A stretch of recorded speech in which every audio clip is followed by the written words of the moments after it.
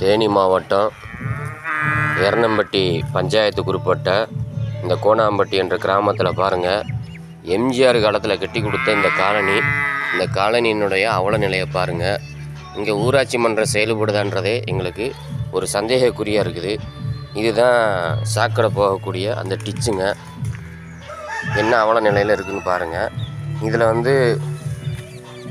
பல நூற்றுக்கணக்கான பிள்ளைகள் இதில் தான் போகிறாங்க. இது இங்கிட்டு போகக்கூடிய ரோடு பாருங்கள். இது அந்த டிச்சினுடைய பாலம். இதில் பல தடவை பல பெரியவங்க முதற்கொண்டு குழந்தைகள் வரைக்கும் கீழே விழுந்து எந்திரிச்சு பல காயங்களோடு சென்று போயிருக்கிறாங்க. அதே மாதிரி இந்த பக்கமாக ஆப்போசிட்டில் உள்ள டிச்சையும் பாருங்கள்.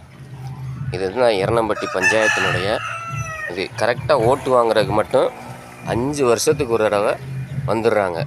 இங்கே எதுக்கு வராங்கன்னே தெரியலை.